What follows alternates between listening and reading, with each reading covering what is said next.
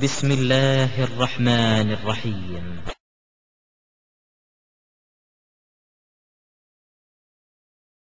அதாவது கசர் தொழுகை எப்ப நம்ம தொழுவணும் அப்படின்னு கேட்கறாங்க. தொழுகையில 4 ரக்காத்து தொழுகைகளை 2 ரக்காத்தாக தொழுகிறதுக்கு பேரு கசரு. அது யாருக்கு அது மாதிரி அனுமதி இருக்குன்னு கேட்டா, உள்ளூரை விட்டு புறப்பட்டு வெளியூருக்கு போறாங்கல்ல, வெளியூர்காரங்களுக்கு 4 ரக்காத்துக்கு பதிலாக என்ன செய்யலாம், 2 ரக்காத் தொழுவலாம். இப்ப நான் சென்னையில் இருக்கக்கூடிய நான் ஒரு விழுப்புரத்துக்கு போறேன் என்று சொன்னால், விழுப்புரத்துல போய் லோஹரு, அசரு, இஷா இந்த 3 தொழுகைகளையும் 4 ரக்காத்துக்கு பதிலாக 2 ரக்காத்தா தொழுது கொள்ளலாம். இதுக்கு பேர் கஸ்ருங்கிறது. இது யாருக்கு இந்த சலுகை என்று கேட்டா, ஒரு 25 கிலோமீட்டர் தொலைவுக்கு அவருடைய பிரயாணம் அமைந்திருக்க வேண்டும். ஒரு 10 கிலோமீட்டர் தொலைவுக்கு போறாருன்னு வைங்க, அவருக்கெல்லாம் சலுகை கிடையாது. ஒரு 15 கிலோமீட்டருக்கு போனாலும் சலுகை கிடையாது. ஊர் எல்லையை தாண்டி ஒரு 25 கிலோமீட்டருக்கு மேல, 25க்கு மேல உள்ள தூரத்திற்கு பிரயாணம் இருக்குமையானால், அந்த மாதிரியான ஆளுக்கு என்ன இருக்கிறது, கசரு செய்வதற்கு மார்க்கம் சலுகை கொடுத்திருக்கிறது. இதுக்கு எந்த விதமான கால வரம்பும் சொல்லப்பட கிடையாது.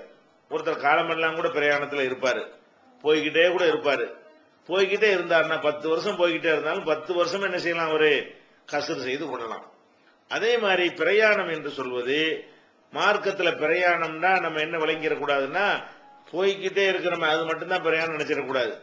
நம்ம போய் வெளியூர்ல தங்கினா கூட அது கூட பிரயாணம் தான். உள்ளூருக்கு வர்ற வரைக்கும் நம்ம எதுலதான் இருக்கிறோம், பிரயாணத்துல இருக்கிறோம். நபிகள் நாயகம் ஸல்லல்லாஹு அலைஹி வஸல்லம் அவர்கள் மக்காவை ஜெயித்து வெற்றி கொண்டு அந்த மக்காவுடைய நிர்வாகத்தை அமைப்பதற்காக வேண்டி மக்காவுக்கு போனாங்க. போன உடனே மக்காவுக்கு போய் சேர்ந்துட்டாங்க. சேர்ந்து மறுபடியும் எந்த பயணமும் மேற்கொள்ள மக்காவில் தான் இருந்துகிட்டு இருக்கிறாங்க.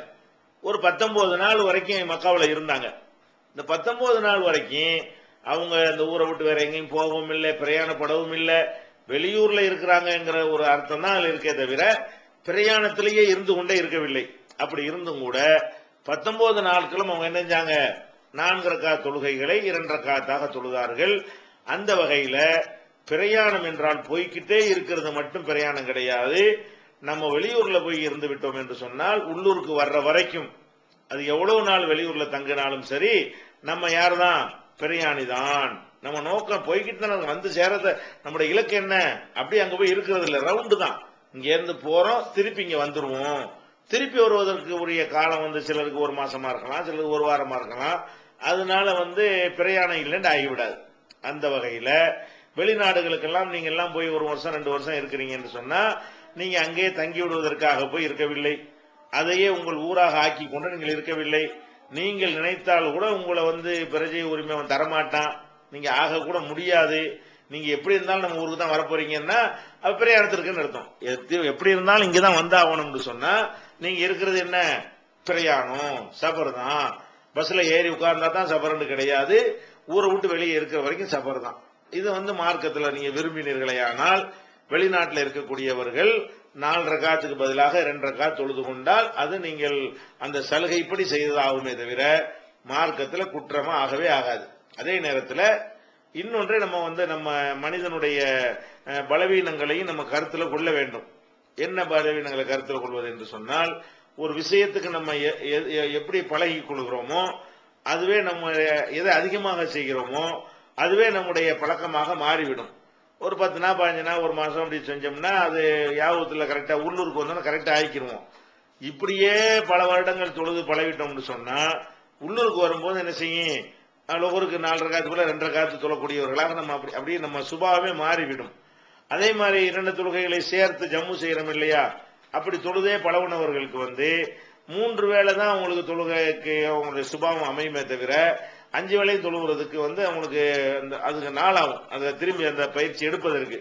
அப்படியெல்லாம் பயந்தோம் என்று சொன்னால் நம்ம என்ன செய்யலாம், பேசாம அவ்வப்போது மார்க்கத்தில் சலுகை இருக்கிறதுனால எப்பவாவது ஒரு ரேரா ஒரு அரிதாக என்ன செய்யணும், 4 ரக்காத் 2 ரக்காத் தொழுது விட்டு மற்ற நேரத்தில் எல்லாம் முழுமையாக சலுகை தான். இது சட்டம்லாம் கிடையாது. கண்டிப்பா 4 ரக்காத் 2 ரக்காத் தொழும் ரூல் ஒன்றும் கிடையாது. அதனால என்ன செய்யலாம், இடையிடையில் இந்த மாதிரி பண்ணிக்கொண்டு நம்முடைய வழக்கமாகவே அது ஆயிராத அளவுக்கு என்ன செய்யணும், இருந்து கொள்வது பேணுதலானது என்று நம்மளா சொல்றோம். இதுக்கு ஒரு மார்க்கத்தில் இது சொல்லல, நம்மளா யோசிச்சு பார்த்து என்ன செய்யறோம், இந்த கருத்தை நம்ம சொல்றோம். ஆனால் நீங்கள் காலமெல்லாம் நீ கசர் தான் செய்வேன், நான் வெளியூர்ல தான் இருக்கேன் என்று ஒருத்தர் செய்வாரையானால் அவரை மார்க் அடிப்படையில் குற்றப்படுத்த முடியாது. அதுக்குரிய பதில். இந்த சகோதரர் என்ன கேட்கிறாருன்னா, இன்னைக்கு வந்து தமிழ்நாடு தௌஹீத் ஜமாத் வந்து பெரிய அளவில் வளர்ந்து விட்டது. பெரியவர்கள் வளர்ந்த பிறகு குக்கிராமங்கள் வரைக்கும் நல்லா வியாபித்திருக்கிறது. அங்க உள்ளவர்கள் எல்லாம் என்ன செய்யறாங்கன்னா, தௌஹீதுக்காக வேண்டி ஒரு பள்ளிவாசல் கட்ட வேண்டும் என்று இறங்குகிறார்கள். அப்படி இறங்கக்கூடியவர்கள் பள்ளிவாசல் கட்டுவதற்கு 30 லட்சம் 40 லட்சம் என்று பெரிய அளவில் பட்ஜெட்டை போட்டுக்கொண்டு அது மாதிரி வசூல் பண்ணி கொண்டிருக்கிறார்கள். இப்படி நம்ம வந்து பெரிய பட்ஜெட்ல நம்ம செய்யலாமா, அல்லது வந்து அதுக்கு ஏதாவது தலைமையிலிருந்து ஒரு நெறிமுறைப்படுத்தி அதுக்கு ஏதாவது ஒரு லிமிட் பண்ற மாதிரி இருக்குதா? இதுதான் அவருடைய கேள்வி. பள்ளிவாசலை பொறுத்த வரைக்கும் நமக்கு வந்து வீண் விரயம் செய்வது மார்க்கத்தில் தடுக்கப்பட்டிருக்கிறது. எந்த ஒரு பொருளாதாரத்தை செய்யக்கூடாது, வீணாக்க கூடாது. இப்ப பள்ளிவாசல் கட்டுதல் என்பது வந்து அவங்க வந்து தேவைக்காக வேண்டி ஒரு மாடிக்கு பதிலா 2 மாடி கட்டுறாங்கன்னு வைங்க, அதுக்கு செலவாகத்தான் செய்யும். 2 மாடிக்கு பதிலா 3 மாடி கட்டுறாங்கன்னா அதுக்கு தகுந்த அளவுக்கு செலவாகத்தான் செய்யும். இப்படியான செலவு செய்யும் பொழுது அதுல வந்து எப்ப வீண் விரயமாக ஆகும் என்று சொன்னால், அந்த ஊர்ல வந்து ஒரு 50 பேர் கூட தேர மாட்டாங்க. அந்த ஊருடைய மொத்த ஜனத்தொகையை கொண்டாந்து வச்சா கூட இந்த பள்ளிவாசல் வந்து ஒரு புலவர் கூட நிறையாது என்கிற அளவில் இருக்கக்கூடிய ஊர்ல 4 மாடி 5 மாடி 3 மாடி 2 மாடின்னு கட்டுவார்களே. ஆனால் நம்ம காலத்துக்கு பிறகு நிறைய அது ஒரு விஷயம். அப்ப வந்து நம்ம கண் முன்னாடி தெரிகிற ஒரு கணக்கு பிரகாரம் நிறையாதுன்னு இருக்கும் பொழுது அதுல கொண்டே பணத்தை கொண்டே கொட்டுவது என்பது வீணு. ஏன், நம்ம வாழ்நாள் முழுசும் அதை பயன்படுத்தவே மாட்டோம். கட்டணம் வீணா போய்கிட்டே இருக்கும். நம்ம வாழ்நாள் முடிஞ்சால் கூட என்ன செய்ய மாட்டோம், அதை பயன்படுத்தக்கூடிய சந்தர்ப்பம் வரவே வராது. இது வீண் விரயம் என்று சொல்லலாம். சில ஊர்கள்ல சின்ன ஊர்களா இருந்தா கூட முஸ்லீம்கள் அதிகமா வாழ்ற ஊரா இருக்கும். அந்த ஊர்ல வந்து ஒரு எல்லாரும் தொழுவுறதுக்கு வந்து ஏற்ற வகையில் ஒரு பள்ளிவாசல் கட்டுறதுக்கு 30 லட்சமோ 40 லட்சமோ இருக்கும், அவ்வளவு தேவைப்படும். அந்த மாதிரி இருந்து மக்கள் எல்லாம் வந்தால் அந்த அளவுக்கு அந்த இடம் வந்து தேவைப்படும் என்று நம்ம கருதினால், அதற்காக வேண்டி 30 லட்சமோ 40 லட்சமோ தேவைப்பட்ட 50 லட்சமோ செலவழிச்சு கட்டினால் அதுல குற்றமாகாது. ஏன், இன்னைக்கு உள்ள ரேட்டு விலைவாசிகள்லாம் அந்த மாதிரி இருக்கிறது. சதுரடிக்கு இவ்வளவு உண்டு போட்டு கேட்கறாங்க, ஒரு புளோர் கட்டுறதுக்கு அவ்வளவு ஆகிவிடும். அப்ப மக்களுடைய எண்ணிக்கைக்கு ஏற்றவாறு அதை வந்து கட்டுவது வந்து என்ன இதுல வராது, வீண் விரயத்தில் வராது. குடிசை போட்டோன்னு வைங்களேன், குடிசை போடுவதை விட கான்கிரீட் போடுவது வந்து சிக்கனமானதுதான். குடிசைன்னா 6 மாசம் ஒருக்கா மாத்திக்கிட்டு இருக்கணும். இது ஒன்ஸ் முடிஞ்சிச்சுன்னா அது 100 வருஷத்துக்கு பேசாம கிடக்கும். அந்த செலவையெல்லாம் ஒப்பிட்டு பார்த்தோம் என்று சொன்னால் நம்ம அதை விட அதிகமான வசதிகளுக்காக வேண்டியும் அதிகமான உறுதிப்பாட்டுக்காக வேண்டியும் செலவழிக்கிறது வீணாக இருக்காது. அதே நேரத்தில் வந்து பள்ளிவாசல் என்பது வந்து அடிப்படையான விஷயங்களுக்கு தான் செலவழிக்கணுமே தவிர மினாரா கட்டுவது, அதை வந்து ஆடம்பரப்படுத்துவது, பயங்கரமான ஒரு உயர்தரமான ஒரு பெயிண்டுகளை அடிப்பது, வண்ண வண்ண விளக்குகளை போட்டு அலங்கரிப்பது, இது மாதிரியான ஒரு காரியங்களுக்கெல்லாம் செலவழிச்சாங்கன்னு சொன்னா அது கண்டிக்கத்தக்கது, தேவையற்றது. அது மாதிரிலாம் செய்யக்கூடாது. பொருளாதாரத்தை போட்டுக்கிட்டு தௌஹீத் ஜமாத்தில் உள்ள எந்த ஒரு பள்ளிவாசல்களையும் நம்ம பெரிய மினாராக்கள்லாம் கட்டுவதே கிடையாது. எந்த பள்ளியிலையும் மினாரா கட்டி அதுக்குன்னு செலவழிக்கிறதுலாம் கிடையாது. அது பள்ளி பார்த்தா பள்ளின்னு தெரியணும் அப்படின்னு நினைத்தால் ஒரு சின்னதா என்ன செய்வாங்க, அந்த மாதிரி பள்ளிவாசலுக்குன்னு ஒரு அடையாளம் மக்கள் அறிந்து வைத்திருக்கிறாங்கல்ல, அந்த மாதிரி ஒரு அடையாளத்தோட ஒரு இதை கட்டுவாங்க. அது பல லட்சங்கள் எல்லாம் ஆகாது, சில ஆயிரங்களுக்குள்ள ஒரு அடையாளம் தான் இருக்கும். அப்படி செய்தார்களே ஆனால் அது தவறு கிடையாது.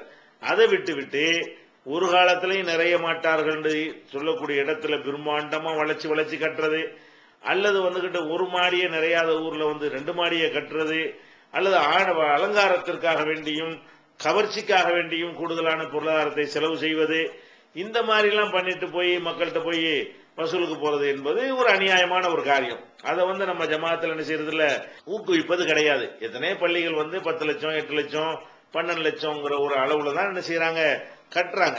குக்கிராமங்கள்ல வந்து நமக்கு தெரிஞ்சு 30 லட்சம் அளவுக்கு கட்டின மாதிரி ஒரு புகாரும் வரவில்லை. சின்ன குக்கிராமங்கள்ல அதிகமான மக்கள் வரமாட்டாங்க என்கிற ஒரு ஊர்ல இப்படி எல்லாம் பெருசா கட்டினாங்க என்று வரவில்லை. ஆனால் இந்த இடத்திற்கும் கட்டுவதற்கும் சேர்த்து அந்த மாதிரி 30 லட்சம் செலவாகக்கூடிய ஊர்கள்லாம் இருக்கிறது. ஏன்னா இடத்தினுடைய மதிப்பெல்லாம் தாறுமாறா ஏறி கிடக்கிறது. ஒரு சதுர அடி இங்க சென்னை மாதிரி நகரங்கள்ல எல்லாம் சில ஏரியாக்கள்ல 10,000 அளவுக்கு போய் கொண்டிருக்கு. நம்ம இருக்கக்கூடிய ஏரியாவில எல்லாம் ஒரு சதுர அடி 10,000 ரூபாய். அப்போ ஒரு கிரவுண்ட் வந்து பார்த்தா எங்க வந்து இங்க கவனிச்சுக்கிறங்க அந்த மாதிரி இருக்குது. அப்ப அப்படிலாம் ஒரு 1000 சதுர அடி இருந்தாலும் அது 1 கோடி ரூபாய் ஓடி போயிடுகிறது. இப்படி எல்லாம் என்ன செய்யறாங்க, விலைவாசி இருக்கிறதுனால இடம் வாங்குவதற்கும் கட்டிடத்துக்கும் சேர்த்து அந்த அளவுக்கு பட்ஜெட் வரும் என்று சொன்னால் அப்படி தப்பு கிடையாது. ஆனா கண்டிப்பா நம்ம சொல்லுகிறோம், எந்த குறிப்பிட்ட ஒரு ஊர்ல அந்த ஊர்லயே மக்கள் தொகை இவ்வளவுதான், அதுல இந்த அளவு கட்டுறாங்க, இது ஓவரு, இது இந்த அளவுக்கு அந்த ஊருக்கு தேவை இல்லை என்று காரணத்தோடு விளக்கினாலோ, அல்லது இந்த பள்ளியில் ஆடம்பரம் பண்றார்கள், அது வந்து ஆடம்பரம் என்றால் அந்த மாதிரி உயர்தரமான லக்ஸரியான பொருள்கள்லாம் வாங்கி வைக்கிறார்கள், மினாராவெல்லாம் இது பண்ணுகிறார்கள், மினாராவுக்கு லட்சக்கணக்கில் செலவழிக்கிறார்கள் என்ற மாதிரியான ஒரு புகார்களோ இருக்குமே ஆனால் நிச்சயமா நம்ம தலைமையில தலையிட்டு என்ன செய்வோம், அதை நிறுத்துவோம், அதை நம்ம அனுமதிக்க மாட்டோம். மற்றவங்க மாதிரி என்ன செய்ய பார்த்து இந்த ஜமாத்தை பொறுத்த வரைக்கும் ஒரு கட்டுக்கோப்பான ஜமாத் சொன்னா நிறுத்தி விடுவார்கள். அப்படித்தான் நம்ம கொண்டு போயிட்டு இருக்கிறோம். எத்தனையோ ஊர்களில் வந்து எங்க ஊர் பள்ளி பெருசா உங்க ஊர் பள்ளி பெருசா என்பதற்காக கட்டிவிட்டு ஒரு சஃபு கூட நிறையாது, ஜும்மாவுக்கு கூட ஒரு சஃபு நிறையாது, அந்த மாதிரியான பிரம்மாண்டமான பள்ளி எல்லாம் கட்டி வைத்திருக்கிறார்கள். மினாரா கட்டுற செலவுல 4 பள்ளிவாசல் கட்டலாம். அப்படி பெரிய மினாராக்கள் கட்டிய ஊர்கள் எல்லாம் கூட நம்ம பார்த்திருக்கிறோம். அது தௌஹீத் ஜமாத்துல நிச்சயமா இன்ஷா அல்லாஹ் இருக்காது. குறிப்பிட்டு எங்கேயாவது இருப்பதை நீங்கள் எங்களுடைய கவனத்துக்கு கொண்டு வந்தால் நம்ம தலைமையில என்ன செய்வோம், அதை தலையிட்டு அதை தடுத்து நிறுத்தி அதை நெறிப்படுத்த முடியும். அது சில ஊர்களை பத்தி எங்களுக்கு கூட தெரியாம இருக்கலாம். அந்த ஊருக்கு எதிர்பார்த்ததை விட அளவுக்கு அதிகமாக அவங்க செலவழிப்பார்கள் தெரிஞ்சா நீங்க கவனத்துக்கு கொண்டு வரலாம். அதாவது என்ன கேள்வி கேட்கிறாங்கன்னா, சூனியம் என்பதை நீங்கள் ஏன் மறுக்கிறீர்கள்? நபிகள் நாயகம் ஸல்லல்லாஹு அலைஹி வஸல்லம் அவர்களுக்கு சூனியம் செய்யப்பட்டதாக ஆதாரபூர்வமான ஹதீசுகள்ல சொல்லப்பட்டு இருக்கிறது. அந்த ஹதீசுகளை நீங்கள் மறுப்பதற்கு என்ன காரணம் அப்படின்னு கேட்கிறாங்க. இது வந்து ஒரு கேள்வி பதிலில் சொல்லக்கூடிய அளவுக்குள்ள சின்ன விஷயம் கிடையாது. பல விஷயங்கள் இதுக்குள்ள அடங்கி இருக்கிறது. ஒவ்வொன்றும் ரொம்ப விரிவாக விளக்கமாக சொல்ல வேண்டிய விஷயங்கள். இதை வந்து நீங்கள் முதலாவது விளங்கிக் கொள்ள வேண்டிய என்னன்னு கேட்டா, இந்த சூனியம்ங்கிற விஷயத்திற்கு போவதற்கு முன்னாடி அடிப்படையான விஷயத்தை நீங்க விளங்கிக் கொள்ள வேண்டும். ஆதாரபூர்வமான ஹதீஸ் எது, இதுதான் அடிப்படை. ஆதாரபூர்வமான ஒரு ஹதீஸை நம்ம மறுக்கிறோம்னு தானே அந்த பேசு வருது. முதல்ல அப்ப என்ன விளங்கிக்கிறேன்னு கேட்டா, மார்க்கத்துல ஆதாரபூர்வமான ஹதீஸ் என்றால் என்ன, இதை நீங்க விளங்கிக் கொள்ள வேண்டும். ஆதாரபூர்வமான ஹதீஸ் என்பதற்கு 2 விஷயங்கள் இருக்கிறதுல. ஒன்னு வந்து அதை சொல்லக்கூடியவர்கள் சரியானவர்களாக இருக்க வேண்டும். நபிகள் நாயகம் ஸல்லல்லாஹு அலைஹி வஸல்லம் அவர்கள் சொன்னதாக யாரெல்லாம் அறிவிக்கிறார்களோ அந்த அறிவிக்கக்கூடிய அறிவிப்பாளர்கள் எல்லாருமே நாணயமானவர்களாக, நினைவாற்றல் உள்ளவர்களாக, நேர்மையானவர்களாக அவங்க எல்லாம் இருந்தா தான் என்ன செய்வோம், அவங்க வழியாக வரக்கூடிய செய்தியை சரியானது என்று சொல்லுவோம். அப்ப ஒரு செய்தியை வந்து அறிவிக்கிறாங்கன்னா, இப்ப நபிகள் நாயகம் அவங்க சொன்னாங்கன்னு வைங்க, அதை வந்து புகாரிங்கிற ஒரு இமாம் வந்து பதிவு செய்யறாருன்னு வைங்க, அவருக்கு நபிகள் நாயகத்துக்கு எந்த சந்திப்பும் கிடையாது. நபிகள் நாயகம் காலத்திலே புகாரி வாழ்ந்தாரே இல்ல. அப்ப நபிகள் நாயகம் சொன்னது புகாரி இமாமுக்கு வருவதாக இருந்தால் அதை ஒரு சஹாபி தான் சொல்ல வேண்டும். அந்த சஹாபி புகாரிட்ட சொல்ல முடியுமான்னா முடியாது. அந்த சஹாபி வந்து இன்னொரு ஆள்கிட்ட சொல்லுவாரு. யார்கிட்ட? சஹாபிக்கு அடுத்து வருவார்ல தாபி, அவர்கிட்ட சொல்லுவாரு. அவராவது புகாரி இமாம் காலத்துல வாழ்ந்தவரான கிடையாது. அவர் தபா தாபின்னு அடுத்தவர்கிட்ட சொல்லுவாரு. அவராச்சும் புகாரி இமாம் பார்த்திருப்பாருன்னா பார்த்திருக்க மாட்டாரு. அவர் அதுக்கு அடுத்த ஆள்கிட்ட சொல்லுவாரு. இப்படி ஒரு ஹதீஸ் வந்து புகாரி இமாமுக்கு நபிகள் நாயகம் சொன்னது வந்து சேர வேண்டும் என்று சொன்னால் குறைந்தது 5 நபர்கள் இருந்து 8-9 நபர்கள் வரைக்கும் இடையில நிற்பாங்க. புகாரிக்கு ஒருத்தர் சொல்லி, அவருக்கு இன்னொருத்தர் சொல்லி, அவருக்கு இன்னொருத்தர் சொல்லி, அவருக்கு இன்னொருத்தர் சொல்லி, அவருக்கு இன்னொருத்தர் சொல்லி, அவர் நபிகள் நாயகத்தை கேட்டிருப்பார். இப்படித்தான் ஹதீஸுகள் இல்லாம ஹதீஸ் நூல்ல பதிவு செய்யப்பட்டு இருக்கும். தமிழ் மொழிபெயர்ப்புல இந்த லிஸ்ட் எல்லாம் விட்டுருவாங்க, வெறுமனே விஷயத்தை மட்டும் போட்டிருப்பாங்க. அந்த புகாரியுடைய அரபியில பாத்தீங்கன்னா உலகம் இருக்கும். நீங்க தமிழ் புகாரியில பாத்தீங்கன்னா இந்த மாதிரி டீட்டெயில் எல்லாம் குறிப்பிட மாட்டாங்க, அந்த விஷயத்தை மட்டும் மொழிபெயர்த்து போட்டுருவாங்க. அதனால நிறைய மக்களுக்கு இது தெரியறது இல்லை. அப்ப ஒரு புகாரிங்கிறவர் ஒரு ஹதீஸை பதிவு செய்யறாரு என்று சொன்னால் அவருக்கு அந்த ஹதீஸ் ஒரு ஹதீஸ் வந்து சேர்வதற்கு 9 பேரோ 8 பேரோ 7 பேரோ 6 பேரோ 5 பேரோ வழியாகத்தான் வரிசையா சங்கிலி தொடராக வந்து கொண்டே இருக்கும். இந்த அவ்வளவு பேர் நல்ல ஆட்களா இருக்க வேண்டும். இந்த இடத்துல எங்கனையாவது ஒரு இடத்துல கோளாறு வந்துருச்சுன்னு சொன்னா அந்த ஹதீஸ் சரியானது இல்ல, ஒரு பொய்யரு, ஒரு கெட்டவரு, ஒரு யாவ சக்தி இல்லாதவரு, இப்படியான ஒரு ஆள் வந்து நம்ம வந்து சொன்னார்னு சொன்னா அவர் ஆள் சரியில்லாதனால நபிகள் நாயகம் ஸல்லல்லாஹு அலைஹி வஸல்லம் சொன்னதாக அவர் தெரிவிக்கக்கூடிய செய்தி அது ஆத்தென்டிக்கான செய்தி இல்ல அப்படி நிராகரிச்சிருவாங்க. இது முதல் விஷயம். ஒரு ஹதீஸ் சரியானது என்று முடிவு செய்வதற்கு முதல் விஷயம் என்னது? சொல்லக்கூடிய ஆட்கள், அந்த செய்தியை வழி வழியாக கடத்தி வரக்கூடிய ஆட்கள் வந்து அனைவருமே நம்பிக்கையானவர்களாக இருக்க வேண்டும், உண்மையாளர்களாக இருக்க வேண்டும், எந்த ரிமார்க்கும் பெரிய அளவுக்கு ரிமார்க் இல்லாதவர்களாக இருக்க வேண்டும்ங்கிறது முதல் கண்டிஷன். இது மட்டும் போதுமா? கிடையாது. ஆட்கள் சரியா இருக்கிற மாதிரியே மெசேஜும் சரியாக இருக்க வேண்டும், ஆட்களும் சரியா இருக்க வேண்டும். சரியான ஆட்கள் வழியாக சொல்லப்படுது ஒரு செய்தி, செய்தியை பார்த்தோம்னு சொன்னா இத வந்து நபிகள் நாயகம் சொல்லியிருக்க மாட்டாங்க அப்படின்னு நமக்கே தெரியும். எதை வச்சு தெரியும்? ஒன்னு வந்து குர்ஆனுடைய போதனைக்கு மாற்றமா இருந்தால் அதை வச்சு தெரிஞ்சிடும், அல்லது உலகத்துல கண்ணு முன்னாடி நடக்கிற நடைமுறைக்கு நேர் மாற்றமா இருக்கிறது, கண்ணு முன்னாடி அந்த அந்த சொன்னபடி நடக்க மாட்டேங்குது, அப்படி இருக்குமையானால் இந்த மாதிரி விஷயத்தை நபிகள் நாயகம் சொல்லியிருக்க மாட்டாங்க அப்படின்னு முடிவெடுப்போம். அப்ப அந்த செய்தி வந்து நடைமுறைக்கு எதிரானதாகவோ திருக்குர்ஆனுக்கு எதிராகவோ இருக்குமையானால் அப்படிப்பட்ட செய்தி எவ்வளவு நம்பிக்கையான ஆட்கள் வழியாக வந்திருந்தாலும், எந்த நூல்ல பதிவு செய்யப்பட்டிருந்தாலும் அதுக்கு பேர் ஆதாரப்பூர்வமானது கிடையாது. ஆதாரப்பூர்வமான ஹதீஸ் என்று சொல்வதற்கு ரெண்டு கண்டிஷன் இருக்கிறது. ஒன்னு, செய்தியும் சரியாக இருக்க வேண்டும், செய்தியை சொல்லக்கூடியவர்களும் சரியாக இருக்க வேண்டும். சொல்லக்கூடியவர்கள் சரியாக இருக்கிறத மட்டும் வைத்துக் கொண்டு என்ன செய்யக்கூடாது? ஒரு செய்தியை வந்து சரியான செய்தி அடிச்சு முடிவுக்கு வந்துடக்கூடாது. குர்ஆனோட மோதாம இருக்குதா, எதிரா இல்லாம இருக்குதா அப்படின்னு பார்க்க வேண்டும். உதாரணத்துக்கு நான் சில செய்திகளை சொல்றேன் பாருங்களேன். இப்ப வந்து நபிகள் நாயகம் ஸல்லல்லாஹு அலைஹி வஸல்லம் அவங்களுக்கு அல்லாஹ் குர்ஆனை கொடுத்தான். இந்த குர்ஆனை அவங்க வாழுகிற காலத்திலேயே அல்லாஹ் வந்து பாதுகாத்துட்டான். அவங்க காலத்திலேயே எழுத்தர்களை கொண்டு அல்லாஹ் எழுதினான், எழுதி வைத்ததை கொண்டு அல்லாஹ் பாதுகாத்தான். பல சஹாபாக்களுடைய உள்ளங்கள்ல மனப்பாடம் செய்ய வைத்து இந்த குர்ஆனை அல்லாஹ் பாதுகாத்து விட்டான். இப்ப நபிகள் நாயகம் ஸல்லல்லாஹு அலைஹி வஸல்லம் காலத்துல இருந்த எந்த ஒரு குர்ஆன் வசனமும் அடுத்த சமுதாய மக்களுக்கு தவறி போகவில்லை. குர்ஆனில் இல்லாத எந்த ஒன்றும் குர்ஆனில் சேர்க்கப்படவில்லை. இப்படி நம்ம நம்பணும். என்ன நம்பணும்? இப்ப எது குர்ஆன் என்று நம்ம இடத்துல இருக்கிறதோ அந்த குர்ஆனில் எந்த ஒரு வசனமும் விடுபடவில்லை, குர்ஆன் இல்லாத எந்த ஒரு வசனமும் அதில் சேர்க்கப்படவில்லை, அந்த அளவுக்கு அது பாதுகாக்கப்பட்டுச்சு நம்ம நம்பணும். அப்படி நம்பணும்னு குர்ஆனும் சொல்லுகிறது. இன்னா நஹ்னு நஸ்ஸல்னா ذிக்ர வ இன்னா லஹு லஹாஃபிதூன். நாம் தான் இந்த அறிவுரையை, இந்த போதனையை இறக்கினோம், இதை நாமே பாதுகாப்போம். இது குர்ஆனுடைய வசனம். அப்ப அல்லாஹ் பாதுகாத்துட்டான்னு விளங்குறது.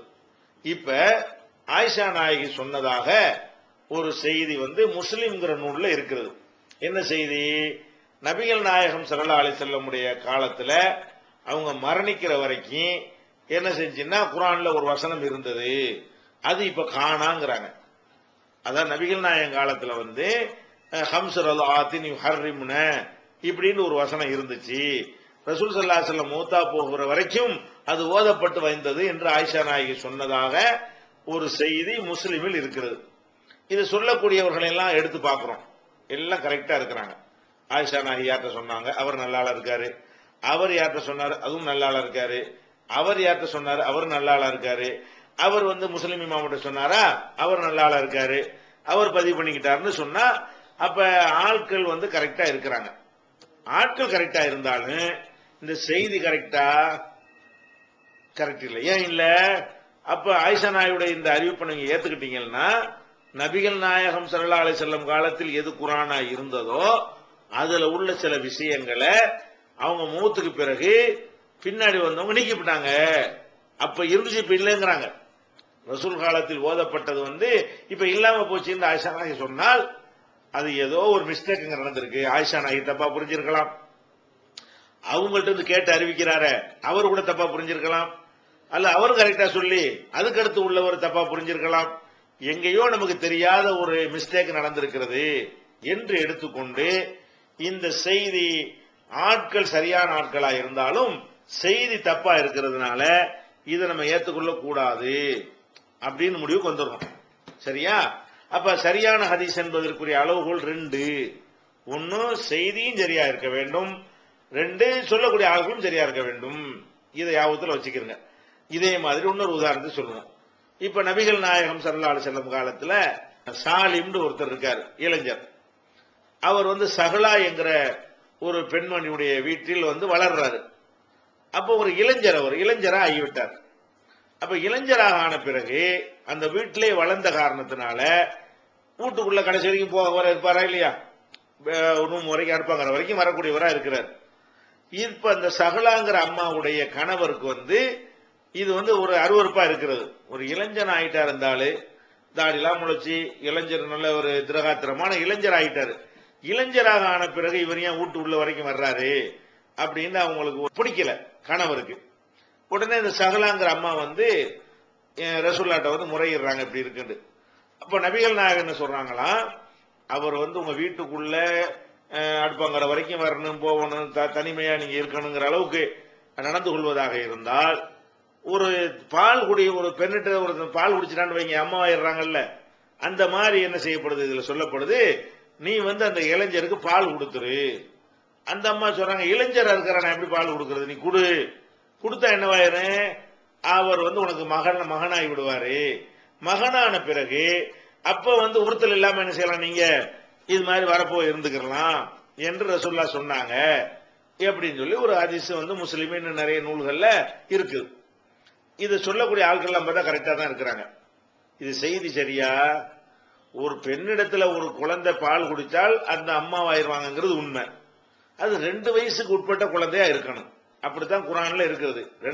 எவ்வளவு நாளைக்கு பால் குடிக்கணும், ஒல் வாலிதாத்து யுர்லிஉன அவுலாதஹுன்ன ஹவுலைனி காமிலைனி, 2 மாதம் 2 வருடங்கள் தாய்மார்கள் தங்களுடைய பிள்ளைகளுக்கு பால் ஊட்ட வேண்டும்.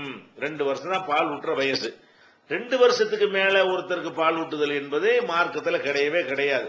ஒரு 5 வயசு பிள்ளைக்கு ஒருத்தைய பால் ஊட்டுத்தாலே, ஆனால் அந்த அவள் அந்த 5 வயசு பையனுக்கு அம்மாவா ஆகவே மாட்டாள். அப்ப அந்த மாதிரி இருக்கக்கூடிய நேரத்துல அதுக்கு மாத்தமாக இது இருப்பதை நம்ம பார்க்கிறோம். அதே மாதிரி நபிகள் நாயகம் ஸல்லல்லாஹு அலைஹி வஸல்லம் கொண்டு வந்த மார்க்கத்துல ஒரு வளர்ப்பு மகன், அந்த மாதிரி வளர்ப்பு தாய், வளர்ப்பு தந்தை என்பதெல்லாம் கிடையவே கிடையாது. பெத்தா மட்டும்தான் பிள்ளையே தவிர வளர்த்தால் பிள்ளை ஆக முடியாது. அப்படிங்கும் போது ஒரு அந்நிய இளைஞருக்கு போய் ஒரு பெண்ணை போய் பால் கொடுக்க சொல்லுவாங்களா? அதாவது உடைய விஷயத்திலையும் கற்புலையும் ரொம்ப கடுமையான ஒரு போக்கை கையாளக்கூடிய மார்க்கத்துல ஒரு பெண்ணிடத்துல போய் அப்ப இந்த மாதிரி பால் குடிச்சா தாயாயிருவாங்கன்னு சொன்னா இது எவ்வளவு பெரிய குர்ஆனுடைய போதனைக்கெல்லாம் மாத்தமா இருக்கிறது. இது மாதிரி தப்பு தவறான காரியங்களை ஈடுபடுறவங்க என்ன செய்வான், தனியா இருக்கும் பொழுதெல்லாம் அவங்க அம்மா எனக்கு பால் கொடுத்துட்டாங்க, அம்மா ஆயிட்டாங்கன்னு சொன்னா இது எங்க போய் முடியும்? யாரையுமே ஒன்னும் சொல்ல முடியாம போயிருமே. இப்படி ஒரு மார்க்கத்துல இருக்குமா அப்படின்லாம் நம்ம சிந்திச்சு பார்த்து என்ன செய்யும். இதுவும் சரியான ஹதீஸ் தான் சொல்றாங்க இந்த ஆளுக்கு. சூனியா ஹதீஸ் சரியானு சொல்லக்கூடிய ஆளுக்கு இதுவும் சரியான ஆளுக்கு மூலமா வந்திருக்குங்கிறாங்க. அப்ப இதுக்கு பதில் சொல்லுங்க. அப்ப இது சரிங்கிறீங்களா? அப்ப இது ஆட்கள்லாம் கரெக்டான ஆட்கள் தான் இருக்கிறாங்க, மேட்ரு கரெக்டா இல்லையே, ஆளு கரெக்டா இருக்கிறாங்க, மெசேஜ் கரெக்டா இல்லையே அப்படின்னு சொல்லி தள்ளிடுறோம். அந்த மாதிரி தான் இந்த ரசூலுல்லாஹ்வுக்கு சிஹ்ர் செஞ்சதாக வரக்கூடிய ஹதீஸ் புகாரில இருக்குது. உண்மை, ஆயிஷா நாய் மட்டும்தான் அறிவிக்கிறாங்க, இத புகாரில இருக்குது. ஆனால் இது குர்ஆனுடைய நிறைய விஷயங்களுக்கு மாற்றமா இருக்குது. ஆட்கள் சரியா இருந்தா கூட உள்ள விஷயம் உள்ளடக்கத்தை பார்த்தீர்கள் சொன்னா அது நம்ம இஸ்லாத்தினுடைய பல அடிப்படைகளை தகர்க்கக்கூடிய வகையில் இருக்கிறது. எப்படி இருக்கிறது? நபிகள் நாயகத்துக்கு எவனோ ஒருத்தன் சூனியம் பண்ணிவிட்டான். சூனியம் பண்ண உடனே அவங்களுக்கு மனநோய் ஏற்பட்டு விட்டது. எந்த அளவுக்கு ஏற்பட்டு விட்டது? செஞ்சதை செய்யலை என்று சொன்னார்கள், செய்யாத செஞ்சதா சொன்னார்கள். அந்த அளவுக்கு அவங்களுக்கு மனநோய்க்கு ஆளாகிவிட்டார்கள் என்று என்ன செய்யறாங்க, அப்படியான ஒரு செய்தி இருக்குது, அந்த ஹதீஸ்ல இருக்கிறது. அப்ப இது ஒருத்தன் ஒரு யூதன், இவங்க அல்லாஹ்வுடைய தூதர் என்பதை அற்புதத்தை கொண்டுதான் ரசூலுல்லாஹ் நிலைநாட்டி இருக்கிறாங்க.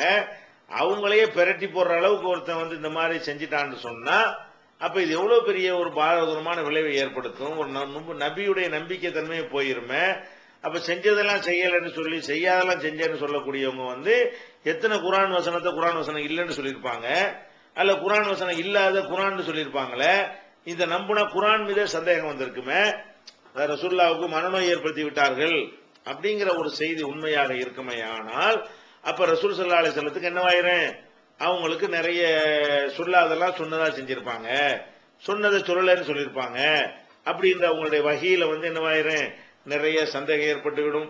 இன்னும் சொல்ல போனா நபிகள் நாயகம் ஸல்லல்லாஹு அலைஹி வஸல்லம் அவர்களுக்கு சூனியம் வைக்கப்பட்டதாக அன்றைக்கு காபிர்கள் சொன்ன பொழுது அல்லாஹ் அதை மறுக்கிறான். இன் தத்தபியூன காலல் லாலிமூன இன் தத்தபியூன இல்லா ரஜுலம் மஸ்ஹூரா, அநியாயக்காரர்கள் சொல்லுகிறார்கள் சூனியம் செய்யப்பட்டவரைத்தான் நீங்கள் பின்பற்றுகிறீர்கள் அப்படின்னு அல்லாஹ் சொல்றான். அப்ப நபிகள் நாயகத்துக்கு சூனியம் செய்யப்பட்டதாக அநியாயக்காரங்க சொன்னாங்க என்று அல்லாஹ் மறுக்கிறான். அப்ப உங்களுக்கு சூனியம் வைக்கப்படல. அந்த மாதிரியான இன்னும் நிறைய இது விலாவாரியாக உங்களுக்கு குரான் இந்த நம்ம onlinepj.com குள்ள போனீங்கன்னு சொன்னா ஹதீசுகள் குரானுக்கு முரண்படுமா அப்படின்னு ஒரு நூல் இருக்கும். அந்த நூலை நீங்க உள்ள புஸ்தகமா யாரா வைத்திருந்தால் படியுங்கள். புஸ்தகமா இல்லைன்னு சொன்னா நெட்ல போய் என்ன செய்யுங்க, onlinepj.comல அந்த புஸ்தகத்தை உள்ள வெளியிட்டு இருக்கிறோம். அதை படிச்சு பார்த்தீங்கன்னு சொன்னா அதுல உங்களுக்கு தெரியும் அந்த ஹதீசுகள் ஆதாரப்பூர்வமானதுக்கு என்னென்ன ஷரத்து இருக்கோ அதெல்லாம் பாருங்க. ரெண்டாவது சூனியம் ஒரு ஆய்வுன்னு சொல்லி ஒரு 10 ஆர்டிகளுக்கு மேல நம்முடைய இணையதளத்தில் வெளியிட்டு இருக்கிறோம். அதுலயும் நீங்க படிச்சு பாருங்க. அதுல எந்த காரணத்தினால அந்த ஹதீஸ் சரியில்லைங்கிறது நீங்களே விளங்கிக் கொள்வீர்கள். அதனால நபிகள் நாயகம் ஸல்லல்லாஹு அலைஹி வஸல்லம் அவர்கள் அல்லாஹ்வுடைய தூதரா இருக்கிறதுனால அவங்களுக்கு ஆன்மீக பலம் அவங்களுக்கு அதிகமா இருக்கிறதுனால தவறான மார்க்கத்தில் இருக்கக்கூடிய ஒருத்தன் மந்திரத்தின் மூலம் ரசூலை புரட்டி விட்டான் என்று நம்புவது அது பாரதூரமான ஒரு விஷயம். அதை நம்பக்கூடாது, பொய்ன்னு நம்ம சொல்லுகிறோம். அதை விட முக்கியமான ஒரு விஷயம் என்ன வருதுன்னு கேட்டா, அல்லாஹ்வுக்கும் படைப்பினங்களுக்கும் உள்ள பெரிய வித்தியாசம். இப்ப நமக்கு மனிதன்கின்ற முறையில நமக்கு அல்லாஹ் சில சக்திகளை தந்திருக்கிறான். எல்லா மனிதருக்கும் தந்திருக்கிறான். பார்க்கிற சக்தியை தந்திருக்கிறான். அல்லாஹ்வும் பார்க்கிறான். ரெண்டுக்கு என்ன வித்தியாசம்? அல்லாஹ் பார்க்கிறது வேற, மனுஷன் பார்க்கிறது வேற. அல்லாஹ்வை போல மனிதன் பார்க்க முடியாது. நம்மளும் கேட்கிறோம், அல்லாஹ்வும் கேட்கிறான். அல்லாஹ்வை போல நம்ம கேட்க முடியுமா? கேட்க முடியாது. இப்ப ஒருத்தங்க இருந்து கொண்டு என்ன செய்யறான், நான் ஒரு ஆண்டவரன்னு கூப்பிடுறான். கூப்பிட்டாலே இவன் சிறுக்காயிட்டான். ஏன் ஆயிட்டாங்கிறோம்? அவர் ஒரு மனிதர் செத்து வர போயிட்டாரு, உசுரோட இருக்கான்னு வச்சுக்கிட்டா கூட மனிதன் கேட்கறதுக்குன்னு ஒரு அளவு இருக்கிறது. நான் நீங்க பேசுறத கேட்பதாக இருந்தால் என் பக்கத்துல நீங்க சொல்லணும், அல்ல போன் மூலமா சொல்லணும், அல்ல ஏதாவது ஒரு சாதனங்கள் மூலமாக அந்த பேச்சை கடத்தணும். அப்படி இருந்தால் மட்டும்தான் என்ன செய்ய முடியும், கேட்க முடியும். அல்லாஹ் அப்படி கேட்பானா? அப்படி கேட்க மாட்டான். நம்ம இங்க இருந்து பேசுவோம், போனுக்கு ஒண்ணுமே இல்லாமல் என்ன செய்யும், அல்லாஹ்வுக்கு டைரக்டா போய்விடும். இப்ப அல்லாஹ் எப்படி கேட்பான்? அந்த மாதிரி செத்து போனாலும் கேட்பார் நீங்க நினைத்தீர்களே. ஆனால் அவர் அல்லாஹ்வுக்கு ஈக்குவலாக நீங்க ஆக்கிட்டீங்க, ஷிர்க்குன்னு நம்ம சொல்றோம். அதே மாதிரி ஒரு பொருளை நான் அந்த பொருளை ஒரு ஆள் கொடுக்க நினைக்கிறேன். எப்படி கொடுப்பேன்? இந்த பொருளை எடுப்பேன், நீட்டுவேன், அவர் கையை நீட்டி வாங்குவாரு, அவர் கையில வைப்பேன், அவர் எடுத்துக்கிடுவாரு. இப்படித்தான் கொடுக்க முடியும். எப்படி கொடுக்க முடியாது? நான் கையை கட்டிக்கிட்டு நீங்க ஒரு 1000 ரூபாய் கேட்கறீங்க, 1000 ரூபாய் தந்தாச்சு, உங்க பாக்கெட்ல இருக்கும் பாருங்க, இப்படி கொடுக்க இயலுமா? இப்படி கொடுக்க இயலாது. 1000 ரூபாய் நீங்க கேட்டு நான் தருவதாக இருந்தால், அது நான் கேட்டு நீங்க தருவதாக இருந்தால் பாக்கெட்ல கையை விடணும், ரூபாய் எடுக்கணும், நீட்டணும், நீங்க வாங்கணும். அப்ப மனிதன் கொடுக்கறதுங்கிறது ஒரு விதம். அல்லாஹ்ட்ட நம்ம பணம் கேட்கிறோமே, எப்படி கேட்கிறோம்? அல்லாஹ் எங்க பணக்காரன் ஆக்கணும்னு கையை அல்லாஹ் நீட்டி ஓட்டையை போட்டு இந்த வச்சுக்க நல்லா தருவானா? தரமாட்டான். அவன்கிட்ட கேட்பான், அவன் ஒரு ப்ரோக்ராம் பண்ணுவான், நம்மளை அறியாம பணம் கொட்டி கிடக்கும், அது வாட்டுக்கு பணம் சேர்ந்துரும். அப்ப அல்லாஹ் அல்லாஹ் கொடுப்பான், மனுஷன் கொடுப்பான். மனுஷன் கொடுத்தால் அது எப்படி கொடுப்பானோ அப்படித்தான் கொடுக்க முடியும். அல்லாஹ் கொடுத்தானே ஆனால் எப்படி கொடுக்கிறான் என்று தெரியாமலேயே அவன் கொடுத்து விடுவான். இது அல்லாஹ் கொடுக்கிறது. அதே மாதிரி ஒரு மனுஷனுக்கு நான் அவனை தாக்க நான் நினைக்கிறேன், ஒரு மனிதனை நான் தாக்க நினைக்கிறேன். எப்படி தாக்கணும்? கை எடுக்கணும், அல்ல கத்தி எடுக்கணும், அல்ல ஒரு கம்பு எடுக்கணும், ஒரு அறுவாளை எடுக்கணும், போய் வெட்டணும். இப்படிதான் என்னால என்ன செய்ய முடியும்? அவனுக்கு நான் கஷ்டம் கொடுக்க இயலும். இப்படி கையை கட்டிக்கிட்டு உன் தலையை சீவுரம் பாருன்னு தலை கீழே விழுந்துருமா? அப்படி விழுவாது. உன் வயிற்று வலி வந்துடும் பாருன்னு வயிற்று வலி வந்துருமா? அப்படி வராது. வயிற்று வலி வர வைக்கிறான் தான் என்ன மருந்து கலந்து வாயில ஊத்தி அப்படிதான் வயிற்று வலி என்னால வர வைக்க முடியுமே தவிர நான் கையை கட்டிக்கிட்டு ஒரு மந்திரத்திலேயே எப்படிலாம் செய்ய முடியுமாண்டா அப்படி முடியாது. அதே நேரத்தில் அல்லாவுக்கு எது முடியும்? நினைச்சான வயிற்று வலி உண்டாக்கிடுவான். எதுவுமே நடக்கிற ஒண்ணுமே தெரியாது. அவனுடைய டைப், அவனுடைய ஸ்டைலே வேற. அப்ப அந்த மாதிரி என்ன செய்யறான்? அல்லாஹ் செய்யறான். இப்ப இந்த பில்லி சூனியம்னு சொல்றாங்கல்ல, அதை நீங்க எடுத்து பாருங்க. அவன் எங்கேயே இருப்பானா, நான் எங்கேயே இருப்பானா, அவர் அங்க உட்கார்ந்துட்டு என்னமோ பண்ணுவானா, எனக்கு இங்கே என்னமே ஏற்பட்டுருவான்டா. இது அல்லாஹ் செய்யற வேலையிலப்பா. இஸ்லாத்தின் அடிப்படை கொள்கை உலமையக்குள்ள குஃபுவன் ஆகாது, அவனுக்கு நிகரா ஒத்தரும் இல்லைன்னு இருக்குது. இப்ப அவனுக்கு நிகரா போச்சு. இப்ப எவன் சூனியம் செஞ்சானோ அவன் நபிகள் நாயகத்தை மெண்டலாக்கிட்டாங்கிறாங்க. அப்ப மெண்டலாக்குறதுக்கு எதை வச்சு எது இப்படி ஆக்குறான்? மெண்டலாக்குறது ஊசி ஊசியை போட்டு மெண்டலாக்குனா அதாவது பரவாயில்லை. இவன் எப்படி ஆக்கியிருக்கான்னு வருது. அல்லாஹ் எப்படி ஆக்குவானோ, அல்லாஹ் எப்படி ஒரு மனுஷனுக்கு இருக்கனாக்குவானோ, அல்லாஹ் எப்படி ஒரு மனுஷனை நோய்வினைப்படுத்துவானோ, எந்த கருவியையும் பயன்படுத்தாமல், எந்த மருந்தையும் பயன்படுத்தாமல், இந்த சாதனையும் பயன்படுத்தாமல், கையை கூட வைக்காமல் அங்க இருந்து கொண்டு இங்க அடிப்பானோ, அந்த மாதிரி இந்த யூதம் அடிச்சு விட்டான்னு சொன்னா அவனை அல்லாஹ்வோட ஆக்குறீங்க நீங்க. அப்போ உலமையக்குள்ள குஃபுவன் அகதுன்னு படிச்சிருந்த எவனாச்சும் இதை நம்ப இயலுமா? அவனுக்கு நிகரா யாரும் இல்லை. இந்த ஒண்ணு போதுமே, வேற ஆதாரமும் உங்களுக்கு வேணாம். அல்லாவுக்கு ஈக்குவலா இப்படி மனுஷன் நீங்க ஆக்குறீங்க. மனுஷன் அல்லாஹ் செஞ்ச வேலையில செஞ்சு விட்டான்னு வருது. இப்ப அப்ப எனக்கு வைங்க, நாங்க வைக்கலாம் பார்ப்போம். நடைமுறையில காப்பேன். நீ சூனியம் இருக்குங்கிறீல, கொம்பனை கூட கூட்டிட்டு எனக்கு வைக்க சொல்லுங்க பார்ப்போம். அப்படி சவால் விடுறவன் முடியாது. அப்படிலாம் இருந்தா இன்னைக்கு நம்ம கருணாநிதி ஜெயலலிதா வச்சு, ஜெயலலிதா கருணாநிதி வச்சு 2 பேரும் அடிச்சு சேர்த்து காலியாக்கிருக்க மாட்டாங்க. வாஜ்பாய் மன்மோகன் சிங் வச்சிருக்க மாட்டாரா? அப்ப இப்படிலாம் பேசக்கூடிய சவுதி இளவரசருக்கு வச்சுட்டு போய் ஆட்சியை கைப்பற்ற வேண்டியதானே? இதெல்லாம் நடக்கிற காரியமான? இப்படிலாம் இருந்தா உலகத்தில் நடக்கவாது செய்யுதா? ஒண்ணு பிராக்டிக்கலா நடக்கும். ஏமாத்தி பணம் பறிச்சுக்கிட்டு போறானுங்களே தவிர, இவன் சூனியாண்டு ஒண்ணு இருந்துச்சுன்னு சொன்னா ஒவ்வொருத்தனும் கீரியும் பாம்புமா எத்தனை பேர் இருந்துகிட்டு இருக்கிறாங்க. அவங்களுக்குள்ள வச்சுக்கிற மாட்டாங்களா? யோசிச்சு பார்க்க வேண்டும். அதனால இந்த பில்லி சூனியம் அதை அல்லாஹ் செய்யற மாதிரி மனுஷன் செய்யறான். எது வந்தாலும் சரிதான், அது பொய்யது. அல்லாஹ் செய்யற மாதிரி ஒரு மனிதன் செய்வான். இந்த இப்படின்னு ஒரு ரூபாயை காட்டுறான்னு வைங்க, இப்படிங்கிறான் தங்கத்தை காட்டுறான், பொய், காட்ட இயலாது. செட்டிங் பண்ணி தான் இருப்பான்னு நீங்க நம்பணும். இப்படின்ற தங்கத்தை காட்டி வந்துச்சுன்னா யார் வேலை? இது ஒன்றுமில்லாதிலிருந்து உருவாக்குவான் ரப்புல் ஆலமீன் மட்டும்தான். நம்ம இந்த கர்ச்சிப்பை என்ன செய்யலாம்? இதை தெரிகிற விதமா வேற ஒண்ணா மாத்தலாம், எரிச்சு சாம்பலாக்கலாம், அதுதான் செய்யலாம். வேற என்ன செய்ய முடியாது? இப்படி மூடி எடுத்தோன்னு வேற ஒரு பொருள் ஆக்க முடியாது. வேற ஒரு பொருள் ஆக்கினால், ஆக்குனதா காட்டினால் அங்க என்னமோ ஒரு செட்டிங் நடந்திருக்கிறது. என்ன செட்டிங்? ஏற்கனவே ஒரு பொருளை மறைச்சு வைத்துக் கொண்டு இதை போட்டு அதை காட்டிடுறது. இப்படித்தான் செய்ய நம்பணும். அதனால மாயம் மந்திரம் இதுகள் எல்லாம் அம்புடும் பொய், மேஜிக் மாதிரி தந்திரங்கள் தான் செய்ய முடியுமே தவிர நிஜமாக அப்படிலாம் ஒன்றும் செய்ய முடியாது என்று நீங்க நம்பணும். அதை இன்னும் விரிவாக நம்ம ஆன்லைன் பிஜேக்குள்ள நிறைய ஆர்டிகல் எல்லாம் போட்டிருக்கிறோம். அதை பார்த்து என்ன செய்யுங்க, கூடுதலாக தெளிவு பெற்றுக் கொள்ளுங்கள். என்ன கேட்கிறாங்க? 2 கேள்வி கேட்டிருக்கிறாரு. அதாவது நாம வாழக்கூடிய நாட்டில் உடனடியாக ரொக்கத்துக்கு வாங்குவதாக இருந்தால் அதுக்கு ஒரு விலை சொல்கிறார்கள். 2 வார கடனுக்கு வாங்குவதாக இருந்தால் அதுக்கு ஒரு விலை வைத்திருக்கிறார்கள்.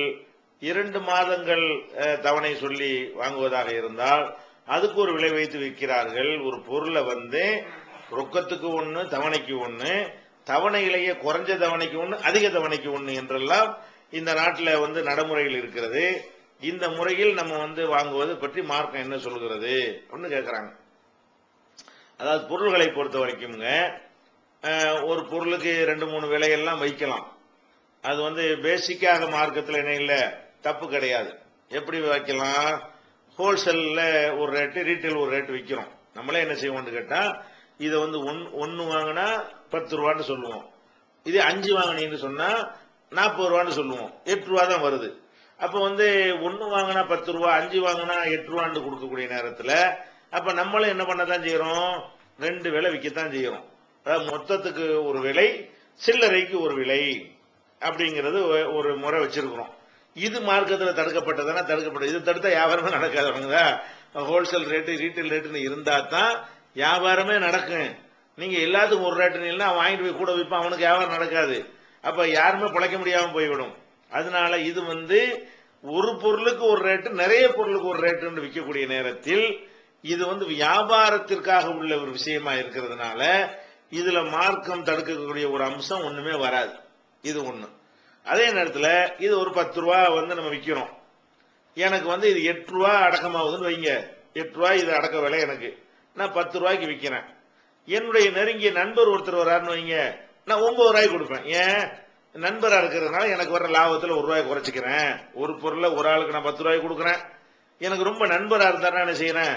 9 ரூபாய்க்கு கொடுக்குறேன். அல்லது வாடிக்கையா தொடர்ந்து என்கிட்ட வாங்கிட்டு இருக்கிறார் என்பதற்காக வேண்டி என்னுடைய லாபத்தில் வேணா நான் 1 ரூபாய் குறைச்சிக்கிறேன்னு கொடுக்குறேன். அதையே என்னுடைய சொந்தக்காரங்க வர்றாங்கன்னு வைங்க, 8 ரூபாய்க்கே கொடுத்துருவேன். ஏன்?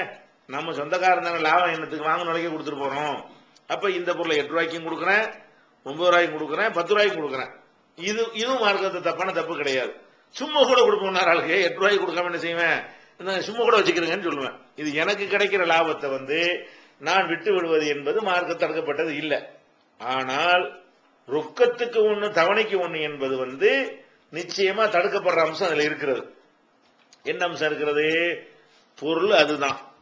இந்த பொருள் 10 ரூபா தான். இன்னைக்கு ரூபாயை கொடுத்தா 10 ரூபா, நீ அடுத்த மாசம் கொடுத்தீங்கன்னா 12 ரூபா அப்படின்னு சொன்னால் இந்த கூடுதலாக 2 ரூபாய் வாங்குவது என்பது எதற்காக அந்த 2 ரூபாய் நம்ம வாங்கப்பா? அது பொருள், அந்த பொருள் தானே, ஒரே பொருள் தானே. 10 ரூபாய்க்கு கொடுத்தீங்க, அதே பொருள் தானே 12 ரூபாங்கிறீங்க. இந்த 2 ரூபா கூட வாங்கினீங்களே, ஒரு நண்பன் என்பதற்காக கூட வாங்கினீங்களா, சொந்தங்கிறதுக்காக வாங்கினீங்களா, அல்ல எதிரிங்கிறதுக்காக, எதனால இது கூட வாங்குறீங்கன்னு கேட்டா உங்களுடைய பணம் அவனிடத்தில் 1 மாதம் இருக்கிறது, அதுக்குதான் வாங்குறீங்க. அதனால ரொக்கமா கேட்டா உடனே 10 ரூபாய் கொடுத்துறீங்க, ரொக்கமா கேட்டா 10 ரூபாங்கிறீங்க, தவணை கேட்டா 12 ரூபாங்கிறீங்க. அப்ப உங்களுடைய பணம் அவன்கிட்ட இருக்கிறதுக்காக தானே அந்த கூடுதல் ரூபா. இதன் அச்சு அசலா வட்டிங்கிறத. வட்டிக்கு அர்த்தமே என்ன? ஒருவனுடைய பணம் இன்னொருவன்கிட்ட இருப்பதனால் அது எவ்வளவு காலத்திற்கு இருக்கிறதோ அதுக்கு தகுந்தவாறு கூட வாங்குவதற்கு பேர் வட்டி. ஒருத்தன் பணம் இன்னொருத்தன் இருக்கிறது, அப்படி இருக்கிறதுனால 1 மாசம் என் பணம் ஒன்றை இருந்தா இவ்வளவு ரூபா கொடு, 2 மாசம் இருந்தா இவ்வளவு கொடு, 3 மாசம் இருந்தா இவ்வளவு ரூபா கொடு என்று கேட்டால் இதான வட்டிக்கு அர்த்தமே இதானே, வட்டிக்கு டெபனேஷனே இதானே, இலக்கணமே இதானே. அப்ப அந்த மாதிரி வச்சு பார்க்கக்கூடிய நேரத்தில் நீங்க உடனடியாக வாங்கினால் ஒரு ரேட்டுங்கிறீங்க, 2 வாரத்துக்கு ஒரு ரேட்டுங்கிறீங்க, 2 மாசத்துக்கு ஒரு ரேட்டுன்னு சொன்னாலேயே நம்முடைய பணம் அந்த வியாபாரியுடைய பணம் 2 மாதம் ஒருத்தண்டை கொடுக்கும் பொழுது பணத்தை கொடுத்து வாங்குற வட்டிக்கு பதிலாக பொருளாக கொடுத்து வட்டியை வாங்குறாரு. அவ்வளவுதான். பணமாக 100 ரூபாயை கொடுத்துட்டு அடுத்த மாசம் 110 ரூபாய் வாங்கின வட்டி தானே. இது 10 ரூபாய் பொருள், நீங்க 1 மாசம் கழிச்சு 12 ரூபாய் கேட்கறீங்க. ஒருத்தன் 10 ரூபாயை கொடுக்கறான், 1 மாசம் கழிச்சு 12 ரூபாய் வாங்குறான். என்ன வித்தியாசம்? என்ன? 10 ரூபாயை கொடுத்துட்டு 12 ரூபாய் வாங்குவதும் 10 ரூபாய் பொருளை கொடுத்து விட்டு 12 ரூபாய் வாங்குவதும் அது என்ன வேறுபாடு? ரெண்டும் ஒண்ணுதான். அதனால வட்டி என்பது காசா இருந்தா தான் வட்டிங்கிறலாம் கிடையாது. ரசூல் ஸல்லல்லாஹு அலைஹி வஸல்லம் காலத்துல அந்த காசே கிடையாது. இப்பதான் அந்த காசெல்லாம் நம்ம அடிச்சு வச்சுக்கிட்டோம். அந்த காலத்துல பண்ட மாற்று முறை தான் அதிகமாக இருந்தது. தங்க வெள்ளியவே காசா பயன்படுத்தினார்கள், அதுக்கு நெசமான மதிப்பு இருக்கிறது. மற்றபடி தோல்ல அடிச்சு பேப்பர்ல அடிக்கிற விளையாட்டுலாம் இப்ப வந்தது. அதனால நீங்க பணத்துலதான் வட்டி வரும்னு தப்பா நினைச்சா அது தப்பு. எதுலையும் வட்டி வரும். ஒரு மூட்டை பேரிச்சம்பழத்தை கொடுத்துட்டு 1.5 மூட்டை பேரிச்சம்பழம் கேட்டால் அது வட்டி தான். 1 மூட்டை நெல்லை கொடுத்து விட்டு நீ அடுத்த மாசம் 1.5 மூட்டை கொடுன்னு கேட்டால் அது வட்டி தான். வட்டி பொருள்களையும் வரும் விளங்கி கொண்டீர்களே. ஆனால் இதுதான் வட்டி. இது ரசூலுல்லாஹ் காலத்திலேயே வட்டி இதுதான். அதனால ரொக்கத்துக்கு ஒண்ணு தவணைக்கு ஒண்ணுங்கிறது வரவே கூடாது. ஹோல்சேலுக்கு ஒண்ணு ரீட்டைலுக்கு ஒண்ணு வரலாம், வாடிக்கையாளருக்கு ஒண்ணு புதுசா வர்றவனுக்கு ஒண்ணு வரலாம். அதுல எல்லாம் நம்ம வட்டிங்கிற ஒரு அம்சம் வரவே வராது. இதுல கண்டிப்பா என்ன செய்யும், வட்டிங்கிற ஒரு அம்சம் வர்றதுனால முழுமையாக நம்ம என்ன செய்து விட வேண்டும், இதிலிருந்து தவிர்த்து கொள்ள வேண்டும். என்னுடைய ஜக்காத்து பணத்தை என் சகோதரி ஹஜ்ஜி பயணம் மேற்கொள்வதற்காக வேண்டி நான் கொடுக்கலாமா என்று கேட்கிறாரு. ஜக்காத்து பணத்தை பொறுத்த வரைக்கும் நம்ம சொந்தக்காரங்களுக்கு கொடுக்கறதுக்கு மார்க்கத்துல தடை இல்லை. அக்கா தங்கச்சி கஷ்டப்பட்டாங்கன்னா என்ன செய்யலாம், கொடுக்கலாம். தாய் தந்தையரை கொடுக்க கூடாது, ஏன்னா அவங்களை கவனிக்கிறது நம்முடைய கடமை. ஜக்காத்தா கொடுக்க கூடாது, நம்முடைய சொந்த காசுல இருந்து கொடுக்க வேண்டும்.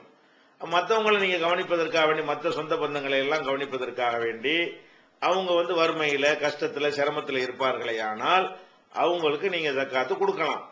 ஆனால் ஹஜ்ஜி போறதுக்காக நீங்க கொடுக்கறேன்னு சொல்றீங்கல்ல, அது அவங்களுடைய தன்னிறைவுக்கு அவங்க தன்னிறைவா இல்லை என்பதற்கு ஆதாரம் ஆகாது. ஏன்னு கேட்டா அவங்களுக்கு சொந்த வீடு இருக்கும், சாப்பாட்டு கஷ்டம் இருக்காது, நல்லா வாழ்ந்துகிட்டு இருப்பாங்க. அவங்களுக்கு ஹஜ்ஜிங்கிற ஒண்ணு அவங்கள்ட்ட பொருளாதாரம் அவங்க சம்பாரிச்சு கடமையானதான் இல்ல கேள்வி கேட்க போறான். ஹஜ்ஜி பணத்தை வச்சுக்கிட்டு போவாட்டி தான் அவங்களுக்கு கொஸ்டின் வரும். அப்படி இல்லாட்டி கேள்வியே வராது அவங்களுக்கு. அப்படி இருக்கக்கூடிய நேரத்துல ஏழைக்கு கொடுங்க, பணக்கார அந்த மாதிரி கஷ்டப்படுறவங்க கொடுங்க, கடனாளி கொடுங்கன்னு மார்க்கம் சொல்லும் பொழுது அந்த கேட்டகிரியில் அவங்க வராம இருக்கும்போது நீங்க கொடுக்க கூடாது. ஏன்னா உங்க சகோதரிக்கு சொந்த வீடு இருக்கா இல்லையா, வீடு இல்லையா, வீடு வாங்குறது கொடுங்க. உங்க சகோதரி கொஞ்சம் கடன் பட்டு இருக்கிறாங்களா, கடனுக்காக கொடுங்க. ஏன்னா கடனாளி கொடுக்கலாம். இந்த இந்த ஜக்காத்து யாருக்கு கொடுக்கலாம்னு சொல்லும் பொழுது 8 பிரிவினர்ல அதெல்லாம் வருகிறது. எது வரல, ஹஜ்ஜிக்கு போறதுக்காக கொடுக்கறது எல்லாம் வரவில்லை. ஏன், ஹஜ்ஜிக்கு போட்டு எல்லாம் கேள்வி கேட்க மாட்டான். அவங்களுக்கு தான் வசதி இல்லையே.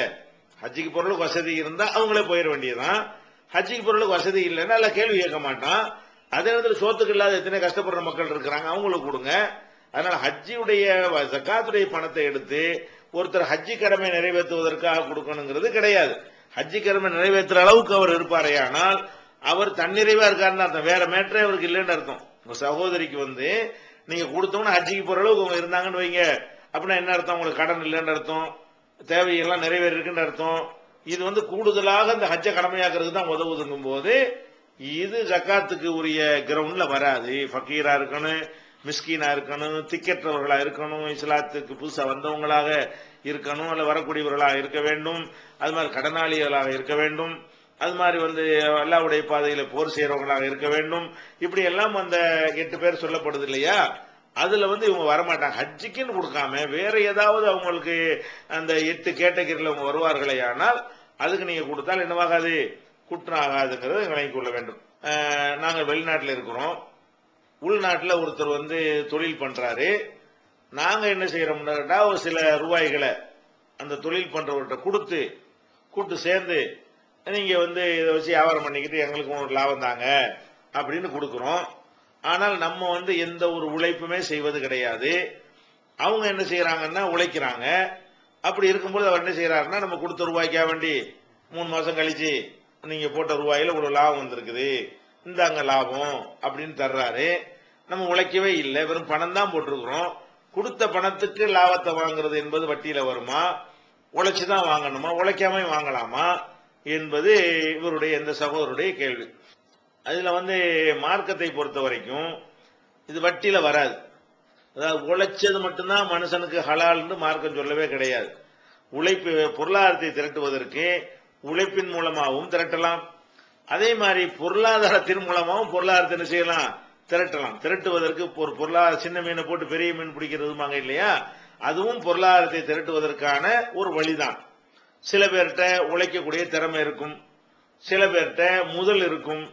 முதல் உள்ளவர்கள் என்ன செய்வாங்க, உழைக்கக்கூடியவர்கள்ட்ட அதை கொண்டே கொடுத்து, பணம் ஏன் பணமா இருக்கட்டும், உன்னுடைய உழைப்பு உன்னுடையதா இருக்கட்டும், கிடைக்கிறதுல இன்ன சதவீதத்துக்கு எடுத்துக்கிறோம், கிடைக்கிற லாபத்துல நீ 40 எடுத்துக்க, நான் ஒரு 60 எடுத்துக்கிறேன், அல்லது நீ 60 எடுத்துக்க, நான் 40 எடுத்துக்கிறேன், அல்லது நீ 75 எடுத்துக்க, நான் ஒரு 25 எடுத்துக்க. எவ்வளவு சதவீதத்தை பத்தி 2 பேரும் திருப்திப்படக்கூடிய வகையில் முடிவெடுக்கிற உரிமை அவங்களுக்கே இருக்கிறது, அவ்வளவு ஒன்று வேண்டியதில்லை. ஆனால் எப்படி அதை எடுக்க வேண்டும் என்று கேட்டால், லாபத்துல நீங்க வாங்கி கொள்ள தயாரா இருக்கிற மாதிரி நஷ்டத்துக்கு தயாரா இருக்கணும். அதுல முக்கியமான அம்சம் என்ன, நீங்க கொடுத்த ரூபாய்க்காக வேண்டி ஒரு மாசத்துக்கு இவ்வளவுதான் தரணும் என்று நிர்ணயிச்சீங்கன்னு வைங்க, அது வட்டி ஆயிரும். 3 லட்சம் ரூபாய் ஒரு ஆள்கிட்ட கொடுக்குறீங்க, கொடுத்துட்டு என்ன சொல்றீங்கன்னா, மாசம் 3 லட்சம் ரூபாய் கொடுத்ததுக்காக வேண்டி எனக்கு ஒரு 10,000 ரூபாய் கொடுத்துரு, லாபம் வந்தாலும் 10,000 ரூபாய் கொடுத்துப்படு, நஷ்டம் வந்தாலும் இது வட்டி ஆயிரும். அப்ப நீங்க தொகையை நிர்ணயிக்க கூடாது, சதவிகிதத்தை நிர்ணயிக்கலாம். கிடைக்கிறதுல காவாசியை கொடு, கிடைக்கிறதுல 40 கொடு, கிடைக்கிறதுல 60% கொடுன்னு கேட்கலாமே தவிர தொகையை நிர்ணயித்து கேட்டீர்களே ஆனால் அது என்னவாயிரும், வட்டியாகிவிடும். அப்படி நீங்கள் கேட்கக்கூடாது. அதே மாதிரி நீங்கள் நம்பி கொடுத்தீங்கல்ல, அதுல நஷ்டம் ஏற்பட்டுச்சுங்கிறார்ல, அப்போ நீங்க எதுக்கு தயாரா இருக்கணும். போன மாசம் தாங்க 3 லட்சம் ரூபாய்க்கு 10,000 ரூபாய் லாபம், இந்த மாசம் அதுல நமக்கு 10,000 ரூபாய் நஷ்டமா போச்சு, இந்த மாசம் உங்களுக்கு தர முடியாது, உங்களுடைய 3 லட்சம் ரூபாயில 290 தான் இப்ப இருக்குது அப்படின்னு சொல்வாரே. ஆனால் அப்ப அதிர்ச்சி அடைஞ்சு வாய பொழுந்தோம்னா நம்ம வட்டி வாங்கியிருக்கோம்னு அர்த்தமாயிரும். அதை கொடுத்ததுக்கு நிர்ணயிச்சு வாங்குறோம்னு அர்த்தமாயிரும். அப்படி இல்லாம நம்ம என்ன செய்யலாம், லாபத்திலும் நட்டத்திலும் பங்கு மாதம் எவ்வளவு நிர்ணயிக்காமல் இருப்பது. இது இருக்கிற வரைக்கும் நீங்கள் முதலீடை கொடுத்து என்ன செய்யலாம், சம்பாதிக்கிறது தப்பு கிடையாது. எல்லாருமே முதலே உழைச்சுதான் சம்பாதிக்கணும் என்பதெல்லாம் என்ன இல்ல கிடையாது. ஒரு உதாரணமா நீங்க ஒரு ஆட்டு மந்தை வச்சிருக்கிறீங்க, ஆடு ஒரு 100 ஆடு வாங்கி விட்டுருக்கிறீங்க. நீங்க ஆட்டை வாங்கி மேய்க்கக்கூடிய 2 பேரை நியமிச்சு நீ இதை வளர்த்துக்கப்பா, அது குட்டி போட்டு அதை பராமரிக்கலாம் உன் மேல, அதுக்கு தேவையான முதலீடு காசு கொடுத்து வாங்கி தர்றது ஏன் மேல அப்படின்னு சொல்லிவிட்டு என்ன செய்யலாம், கிடைக்கிற 100 குட்டி போட்டு செஞ்சோம்னா அதுல 25 குட்டி நீ எடுத்துக்க, 75 என்கிட்ட கொடுத்துருங்கிறோம். நம்ம உழைக்கவே இல்லை, பணம் தான் கொடுத்தோம், ஆட்டை தான் கொடுத்தோம். அதுல எதுக்கு திருப்தி படணும், 100 ஆடு செத்து போனாலும் நம்ம கேட்கக்கூடாது. அவன்கிட்ட 100 ஆடு கொடுத்தோம், 50 ஆடு செத்து போச்சுங்கிறான், சரி 50 ஆடு நம்ம ஆடு அவ்வளவுதான் முடிஞ்சு வச்சுக்காதுன்னு விலகி கொள்ள வேண்டும். அப்ப லாப நட்டத்துல பங்கெடுக்குதல் என்று இருந்தாலே போதும், உழைத்துத்தான் அதுல ஆதாயம் அடையணும் என்பதே கிடையாது. ஒரு வீட்டை வாடகைக்கு விடுறீங்க, என்ன உழைச்சிங்க போய் வாடகை வாங்குறீங்க? நம்ம வாடகைக்கு ஒரு வீட்டை விடுறோமா இல்லையா? அதுல நம்ம உழைக்கவே இல்லையே, நம்ம இடத்த பயன்படுத்துறோம் என்பதற்காக வேண்டியது நீங்க வாடகை வாங்குறீங்க. அது கூட உழைக்காம தான் நம்ம அந்த பணம் வந்துகிட்டு இருக்கு நமக்கு. அப்படிலாம் கிடையாது. உழைக்காமலும் பணத்தினாலையும் பணம் வரும். பணத்தை போட்டு என்ன செய்ய முடியும்? பணத்தை எடுக்க முடியும். அதனால நீங்கள் நான் உழைச்சுதான், உழைப்பதற்கு தான் ஒரு பங்கு கொடுத்துறீங்களே. அவர்கிட்ட பணமே இல்லை, உங்கள்கிட்ட பணம் இருக்குது, பணத்தை நீங்க கொடுக்குறீங்க, உழைப்பு அவர் கொடுக்குறாரு. அது உழைப்புக்கு தகுந்தவாறு பணத்துக்கு தகுந்தவாறு பெர்சன்டேஜ் போட்டு ஒப்பந்தம் பண்ணிக்கிட்டீங்கன்னு சொன்னா அதுல எந்த விதமான மார்க்க நெறிமுறையை மீறக்கூடிய தன்மையும் வராது. தாராளமா செய்யலாம். அடுத்து என்ன கேட்கிறாங்கன்னா, ஒவ்வொரு கடமையான தொழுகைக்கு முடிந்த பிறகும் நபிகள் நாயகம் ஸல்லல்லாஹு அலைஹி வஸல்லம் அவர்கள் கையேந்தி துஆ செய்தார்களா, அதுக்கு ஆதாரம் இருக்கிறதா என்று கேட்கிறார்கள். இந்த விஷயத்துக்கு நம்ம செல்வதற்கு முன்னாடி ஒரு அடிப்படையான ஒரு விஷயத்தை நம்ம புரிந்து கொள்ள வேண்டும். மார்க்கத்துல நபிகள் நாயகம் ஸல்லல்லாஹு அலைஹி வஸல்லம் அவர்கள் சொன்னது மார்க்கம், சொன்னது மட்டும் மார்க்கம் இல்லை, செஞ்சதும் மார்க்கம். செஞ்சது மட்டும் மார்க்கம் இல்லை, அனுமதிச்சது மார்க்கம். மார்க்கம் என்பது 3 வகையில் அமைந்திருக்கிறது. இப்ப நபிகள் நாயகம் ஸல்லல்லாஹு அலைஹி வஸல்லம் அவங்க செஞ்சே இருக்க மாட்டாங்க, சொல்லியும் இருக்க மாட்டாங்க, ஆனா அனுமதிச்சிருப்பாங்க. அப்படி இருக்குமே ஆனால் அதுவும் மார்க்கம் ஆயிரும். அவங்க செய்யவே இல்லை ஆனா சொல்லி இருக்கிறாங்கன்னு வைங்க, அதுவும் மார்க்கம் ஆகிவிடும். இதை நம்ம அடிப்படையாக வைத்துக் கொண்டு இதை பார்க்க வேண்டும். ரசூல் ஸல்லல்லாஹு அலைஹி வஸல்லம் அவர்கள் தொழுகையில சலாம் கொடுத்த பிறகு அவங்க துஆ செய்த விஷயங்கள் வரும் பொழுது கையை ஏந்தி துஆ செய்ததாகவோ அல்லது ஏந்தவில்லை என்றோ ரெண்டுமே சொல்லப்படவில்லை. அவங்க கையவே ஏந்த மாட்டார்கள், கையை உயர்த்தவே மாட்டார்கள் அப்படின்றும் அறிவிப்பு இல்லை, கையை உயர்த்தினார்கள் என்றும் அறிவிப்பு இல்லை. அப்ப ரசூல் ஸல்லல்லாஹு அலைஹி வஸல்லம் கையை உயர்த்தாமலே துஆ செய்தார்கள் அப்படின்னு வந்தா கூட நம்ம அதை எடுத்துக்கொள்ளலாம். என்ன ஹதீஸ்ல வருதுன்னா, இன்னென்ன துஆக்கள் செஞ்சார்கள்ங்கிறது தான் வருதே தவிர அந்த துஆவை கையை உயர்த்தாமலே செய்தார்கள் என்றும் சொல்லப்படவில்லை, கையை உயர்த்தி செய்தார்கள் என்றும் சொல்லப்படவில்லை. அப்ப ரெண்டுமே சைலண்டா விடப்பட்டிருக்கிறது. துஆ செய்தார்கள் மட்டும்தான் வந்திருக்கே தவிர அது எப்படி கையை ஒசத்தி துஆ செஞ்சார்கள் என்றும் சொல்லப்படல, கையை ஒசத்தவே இல்லை என்றும் சொல்லப்படவே இல்லை. அப்ப இதுல ரெண்டுக்குமே ஆதாரம் இல்லை.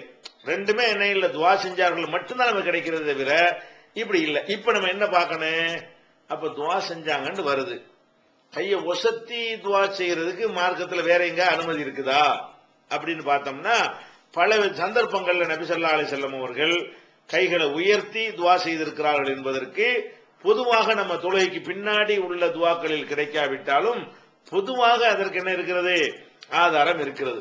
இப்ப நபி ஸல்லல்லாஹு அலைஹி வஸல்லம் அவர்கள் மெம்பரில் நின்று கொண்டு மலைக்காக துஆ செய்யும் பொழுது கைகளை உயர்த்தி துஆ செய்தார்கள். அவங்களுடைய அக்குள் எல்லாம் தெரியும் அளவுக்கு கைகளை உயர்த்தி இப்படிலாம் உயர்த்தி துஆ செய்தார்கள் என்றெல்லாம் ஹதீஸ் இருக்கிறது.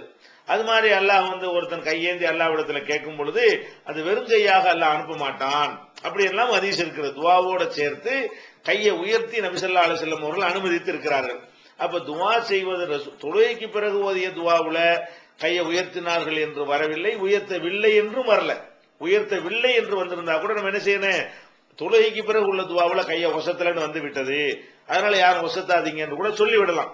ஆனால் இது ரெண்டுக்குமே ஆதாரம் கிடையாது. கையை உயர்த்தினார்கள் என்பதற்கு ஏதாவது ஆதாரம் இருக்கான்னு கேட்கணும்ல, உயர்த்தவில்லை என்பதற்கு ஆதாரம் இருக்கான்னு கேட்கணும்ல, அதுக்கும் கேட்கணும்ல. ரெண்டுமே இல்லை. ரெண்டும் இல்லை என்னும் போது கையை உயர்த்துறது சம்பந்தமாக வேற ஆதாரங்களைத்தான் தேடி போக வேண்டி இருக்கிறது. வேற ஆதாரங்களை பார்க்கும் பொழுது துஆவோட கைகளை உயர்த்துவதை சேர்த்து நபி ஸல்லல்லாஹு அலைஹி வஸல்லம் அவர்கள் பல சந்தர்ப்பங்கள்ல அது மாதிரி செய்திருக்கிறார்கள், சொல்லி இருக்கிறார்கள் அடிப்படையில துஆன்னா கையை உயர்த்தலாம், அதுவும் மார்க்கத்தில் உள்ளதுதான். சில துஆக்கள் பாத்ரூம் போறோம், அங்க போய் கையை உயர்த்திட்டு அல்லாஹும்ம இன்னி அஊது பிக்க மினல் குபுஸி வல் கபாயிஸ்ன்னு கேட்க மாட்டோம், போகும்போது சொல்லிட்டு போயிருவோம், குஃப்ரானக்குன்னு சொல்லிட்டு வெளியே வருவோம். அது மாதிரி கையை உயர்த்தாத துஆக்களும் இருக்கிறது. விரும்பினால் கையை உயர்த்தி கேட்டாலும் அதுவும் துஆ செய்யறதுக்குரிய ஒரு முறையா இருக்கிறதுனால அதை நம்ம என்ன செய்யக்கூடாது, மறுத்தரக்கூடாது. கேட்கிறாருன்னா கேட்கலாம், கையை ஒசத்தலாம். கையை ஒசத்துறதுக்கு ஒரு அடிப்படை இருக்கிறது. தொழுகைக்கு பிறகு கையை ஒசத்தவே கிடையாது அப்படின்னு ஆதாரம் வறுமையானால் நம்ம ஒசத்தக்கூடாது. அதுக்கும் ஆதாரம் வரல, ரெண்டுக்கும் ஆதாரம் வராததுனால பொதுவாக அனுமதி இல்லை, நம்ம எடுத்துக்கொள்ள வேண்டியது. பொதுவாக கையை உயர்த்தி கேட்பதற்கு ஆதாரம் இருக்கிறது அதன் அடிப்படையில் கையை ஒசத்தலாம். الله